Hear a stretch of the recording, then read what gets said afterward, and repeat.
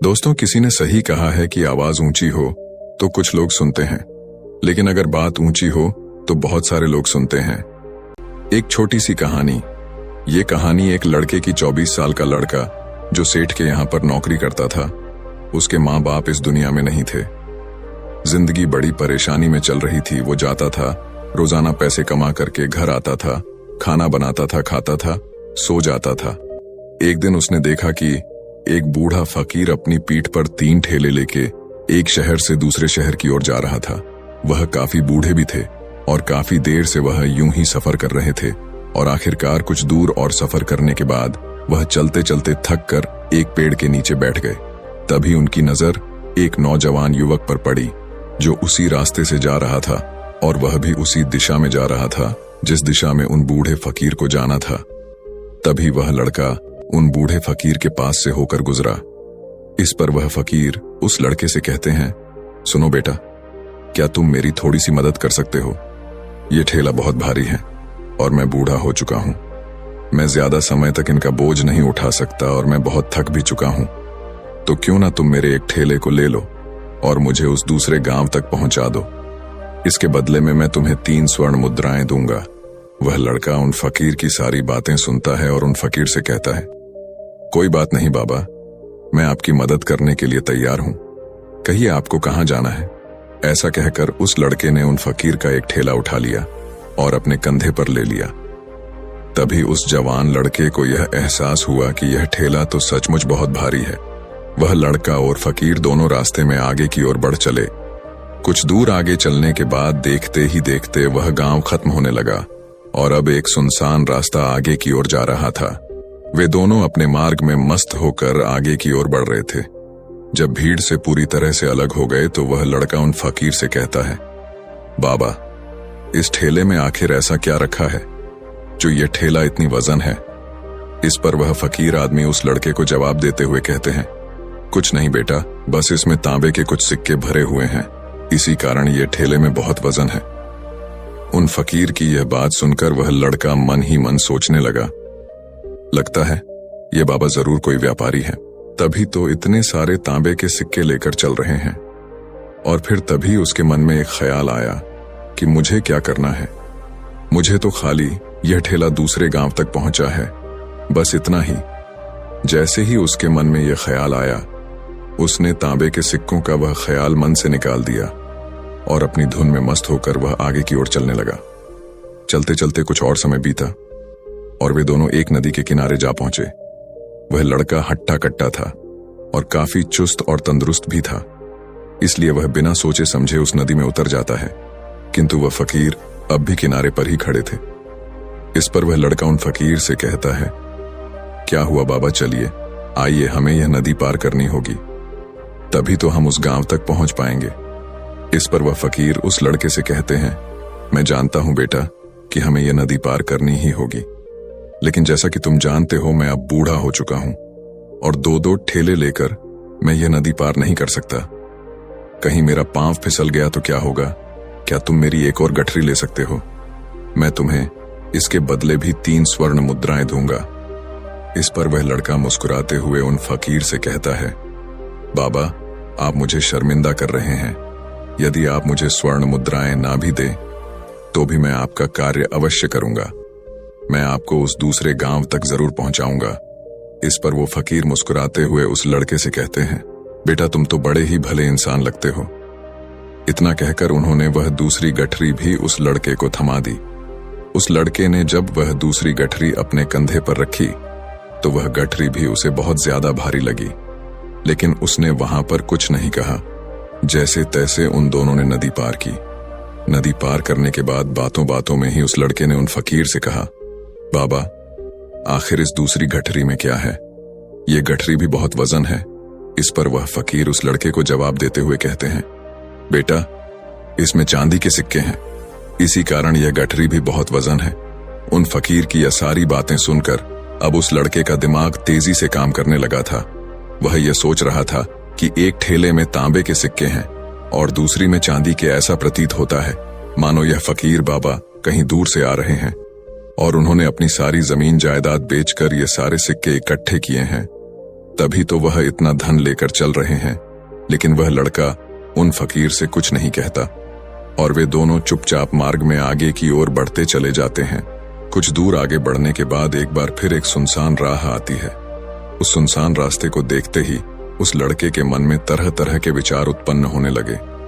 वह यह सोचने लगा, अरे यह तो सुनसान जगह है, अगर मैं यह सिक्के लेकर यहां से भाग जाऊं तो यह फकीर मुझे कब तक दौड़ाएंगे। मुझे नहीं लगता कि मुझे कभी पकड़ पाएंगे और यहां पर कोई है भी नहीं जो इनकी मदद कर पाए। और वैसे भी ये बहुत सारे सिक्के हैं, मैं इनसे एक अच्छी दुकान खरीद सकता हूं, अपना नया व्यापार शुरू कर सकता हूं। और वैसे भी ये बूढ़ा फकीर अब इन पैसों का क्या करेगा, इससे अच्छा तो मैं ही इन्हें रख लेता हूं। वह लड़का यह सब बारे में सोच ही रहा था, तभी अचानक उसे खुद पर आश्चर्य हुआ। अरे मैं यह क्या सोच रहा हूं, यह फकीर बाबा न जाने कहां से आ रहे हैं और क्या कूच करके इन्होंने इतने सारे पैसे इकट्ठा किए होंगे। मुझे इनका फायदा नहीं उठाना चाहिए। नहीं नहीं, मुझे ऐसा नहीं करना चाहिए। उसने कुछ देर के लिए तो अपने मन के विचारों को काबू कर लिया, लेकिन कुछ देर बाद उसके मन के विचार उस पर देखते ही देखते हावी होने लगे। वह लड़का 2 ठेले लेकर उन फकीर के पीछे पीछे चल रहा था और कुछ दूर आगे चलने के बाद एक पहाड़ी आई। इस पर वह फकीर बाबा उस लड़के से कहते हैं, बेटा यह पहाड़ी मैं नहीं चढ़ पाऊंगा, मैं काफी बूढ़ा हो चुका हूं और मेरे घुटनों में भी दर्द रहता है। यदि तुम मेरी तीसरी गठरी भी ले लो तो मैं तुम्हें 3 और स्वर्ण मुद्राएं दूंगा, लेकिन याद रखना इसे कहीं गिराना मत, कहीं ये गठरियां खुल ना जाए। इस पर वह लड़का उन फकीर से कहता है, क्यों बाबा, आखिर इसमें ऐसा क्या है। इस पर वह फकीर उस लड़के से कहते हैं, बेटा इसमें स्वर्ण मुद्राएं हैं। यह सुनकर वह लड़का मन ही मन बहुत प्रसन्न हुआ। उसने चुपचाप वह गठरी भी उन फकीर से ले ली और देखते ही देखते वे दोनों मार्ग में आगे की ओर बढ़ने लगे। अब वह फकीर बिना कोई वजन लिए हुए आराम से पहाड़ की चढ़ाई पर चढ़ रहे थे, किंतु वह नौजवान लड़का जो पीछे था वह वजन के कारण बहुत धीरे धीरे चल पा रहा था। लेकिन जब से उसने सोने का नाम सुना था उसका मन तो छलांग मार रहा था। वह मन ही मन सोच रहा था, अगर मुझे यह सारा धन मिल जाए तो मेरा पूरा जीवन तो आराम से कट जाएगा।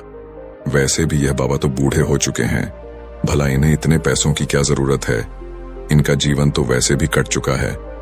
मैं एक काम करता हूं, यह सारे पैसे लेकर यहां से भाग जाता हूं। लड़के के मन में अनगिनत विचार उठ रहे थे। लड़के का मन अब उसकी बुद्धि पर पूरी तरह से हावी हो चुका था और उस लड़के का मन अपनी बात को सही साबित करने के लिए उससे कुछ भी कह रहा था।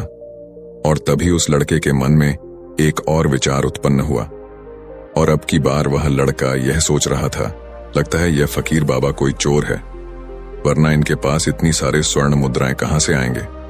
अगर ये कोई व्यापारी होते तो भला ये इस तरह से पैदल यात्रा तो नहीं करते, और अगर इनके पास इतने सारे पैसे थे तो ये कोई ना कोई साधन भी तो अवश्य कर सकते थे। लगता है ये कोई चोर है और चोर से चोरी करने में भला क्या बुराई है।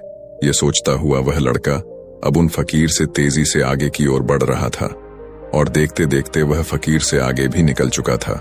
और वह यह सोच रहा था कि जैसे ही इस पहाड़ की ढलान आएगी मैं 3 गठरियां लेकर भाग जाऊंगा। इससे ये सारे पैसे मेरे हो जाएंगे और मेरी गरीबी भी हमेशा हमेशा के लिए दूर हो जाएगी। मैं जो चाहूंगा मैं वो कर पाऊंगा, मेरे पास बहुत सारा धन होगा। और देखते देखते वह दोनों पहाड़ की चोटी पर पहुंच गए और अब ढलान का रास्ता शुरू होने वाला था। तभी वह लड़का उन फकीर से नजरें बचाकर वह 3 गठरियां लेकर भागता हुआ आगे बढ़ गया। अब उसे अपना शरीर बहुत हल्का महसूस हो रहा था, मानो उसे उन 3 ठेलों का वजन तक न मालूम पड़ रहा हो। काफी दूर दौड़ते दौड़ते किसी तरह से वह अपने आप को बचते बचाते अपने घर पहुंचा। उसकी खुशी का कोई ठिकाना नहीं था। उसने सोचा, क्यों ना मैं जल्दी जल्दी इन गठरियां में से वो सारे पैसे निकाल लूं। यह सोचकर जब उसने गठरियां खोली तो पहली गठरी में उसे लोहे से जंग भरे हुए सिक्के मिले। यह देखकर उसे यकीन नहीं हुआ। इस पर उसने फटाफट दूसरी गठरी भी खोल डाली, उसमें भी उसे लोहे के जंग लगे हुए सिक्के ही निकले। यह सब देखकर वह लड़का बड़ा हैरान था। आखिर यह सब क्या हो रहा है? उन फकीर ने तो मुझसे और ही कुछ कहा था। अब उसने वह सोने वाली गठरी खोली और उसमें भी लोहे के जंग लगे हुए सिक्के ही निकले। यह देखकर वो लड़का बड़ा क्रोधित हुआ। उसने सोचा, उन फकीर ने मुझसे झूठ क्यों कहा? उन्होंने मुझसे ऐसा क्यों कहा कि एक में तांबे के सिक्के हैं, एक में चांदी के और तीसरे में स्वर्ण मुद्राएं हैं? वह यह सब सोच ही रहा था कि तभी उसकी नजर उस थैले में पड़े एक पत्र पर पड़ी। उसने वह पत्र उठाया और उस पत्र में लिखा था, यह पूरा नाटक ईमानदार व्यक्ति की खोज करने के लिए रचा गया है और मैं इस राज्य का राजा हूं। मेरी कोई संतान नहीं और इसीलिए मैंने यह षड्यंत्र रचा है ताकि मैं अपने राज्य में किसी एक ऐसे ईमानदार व्यक्ति की खोज कर सकूं जो मेरे बाद इस राज्य का राजा बन सके और इस राज्य भार को संभाल सके। और इस राज्य का भार वही संभाल सकता है जो पूरी तरह से ईमानदार हो, जिसके मन में किसी प्रकार का कोई लालच ना हो। इतना पढ़ते ही वह लड़का जोर जोर से चिल्लाने लगा। वह सर पकड़कर बैठ गया। वो यह जानता था कि यदि वह अपने मन के विचारों पर काबू कर लेता तो उसका जीवन संवर सकता है, लेकिन वह अपने मन के विचारों पर काबू नहीं कर पाया। दोस्तों, महात्मा बुद्ध कहते हैं कि मन ही सब कुछ है। आप जो सोचते हैं वही बनते हैं। इसलिए आपका सबसे बड़ा दुश्मन भी आपको उतना नुकसान नहीं पहुंचा सकता जितना कि आपके मन के यह अनियंत्रित विचार पहुंचा सकते हैं। महात्मा बुद्ध कहते हैं, अपने भीतर ध्यान से देखो। हमारे भीतर जो विचार चल रहे हैं वही विचार शब्द बनते हैं और शब्द कर्म के रूप में प्रकट होते हैं। बार बार दोहराने पर कर्म बर्ताव में बदलता है और धीरे धीरे समय के साथ बर्ताव चरित्र में परिवर्तित हो जाता है और यही चरित्र हमारे भाग्य का निर्माण भी करता है। इसलिए हमें हमेशा अपने विचारों के प्रति सजग होना बहुत आवश्यक है। हमें जागरूक होना बहुत आवश्यक है। हमें यह जानना जरूरी है कि हमारे मन में किस प्रकार के विचार आ रहे हैं। आगे महात्मा बुद्ध कहते हैं कि कमजोरी हमेशा छोटे विचार से शुरू होती है। यह एक बीज के रूप में होती है और यदि इस बीज को नष्ट न किया जाए तो यह छोटा सा विचार बहुत जल्द ही एक विशाल वृक्ष का रूप ले लेता है और हमारी बुद्धि की सोचने और समझने की क्षमता को पूरी तरह से नष्ट कर देता है। जिस प्रकार आपने इस कहानी में देखा किस प्रकार उस जवान लड़के का मन उस पर हावी हो चुका था और उसकी सही और गलत सोचने की क्षमता पूरी तरह से नष्ट हो चुकी थी, जिस कारण वह यह समझ नहीं पाया कि उसे क्या करना चाहिए और उसके लालच ने उसके भीतर इतनी ऊर्जा भर दी कि वह तीनों ठेले उठाकर इतनी तेजी से वहां से भागता आगे भी बढ़ गया। इसीलिए जब आपके मन में पहली बार कोई गलत विचार उत्पन्न हो तभी उसे जड़ से उखाड़ देना चाहिए, अन्यथा वह विशाल वृक्ष का रूप लेगा और आपको किसी न किसी गलत राह पर वह ढकेल ही देगा। आप चाहकर भी उसे रोक नहीं पाएंगे। लेकिन अब आपके मन में यह प्रश्न उठ रहा होगा कि हम भला अपने मन के विचारों को कैसे नियंत्रित करें। हमारा मन तो इतना चंचल है, वह इतना शक्तिशाली है कि वह हम पर हावी हो ही जाता है। हम चाहकर भी उस पर नियंत्रण नहीं कर पाते। इसका जवाब में महात्मा बुद्ध हमें दो बातें समझाते हैं। पहली बात, सही इरादा विकसित करो। कई बार आपने देखा होगा कि आपके मन में कुछ और होता है किंतु आप कहते कुछ और है, क्योंकि आपके मन के भीतर जो कुछ बसा है वही आपके मुख से बाहर भी निकल रहा है। लेकिन जब हमसे वह गलती हो जाती है तो उसके बाद हमारा मस्तिष्क अच्छी तरह से काम करना शुरू कर देता है। हमारे सोचने और समझने की क्षमता एक बार फिर से जागृत हो जाती है और ऐसी अवस्था में हमें यह एहसास होता है कि हमसे गलती हो गई है और फिर हमारा मन दुखी हो जाता है। हमारा मन अफसोस से भर जाता है और इस भारीपन और दुख से बचने के लिए महात्मा बुद्ध हमें सही इरादा विकसित करने के लिए कहते हैं। इसके लिए जब भी आप कोई कार्य करने जा रहे हो तो सबसे पहले आपको यह खुद से पूछना चाहिए कि जो कुछ भी मैं करने जा रहा हूं इसके पीछे मेरा इरादा क्या है। क्या मैं दूसरों को दुख पहुंचाना चाहता हूं या दूसरों को नीचा दिखाने जा रहा हूं या मुझे खुद को ऊपर उठाना है। खुद से सवाल कीजिए, खुद को जागृत कीजिए। जब आप इरादों के प्रति सचेत होने लगेंगे, जब आप विचारों के प्रति सजग होने लगेंगे, तभी आपके भीतर सकारात्मक ऊर्जा का प्रवाह होगा। तभी आप सकारात्मक इरादों से जुड़ने लगेंगे और आपके मन के भीतर बसी हुई वह नकारात्मक ऊर्जा और नकारात्मक इरादे दिन ब दिन कम होने लगेंगे। परंतु याद रहे, आपको यह हर रोज करना होगा और आपको यह हमेशा ध्यान रखना होगा कि आपको केवल अच्छा सोचना है। आपके इरादे हमेशा अच्छे होने चाहिए, तभी आप दुख और तकलीफों से बच सकते हैं। अन्यथा आप इसी तरह से दुख और तकलीफों में घिरे ही रहेंगे और आप कभी इससे निकल नहीं पाएंगे। दूसरी बात, मन के प्रति सजगता विकसित करो, जिससे आपका मन देखते देखते शांत होगा और आप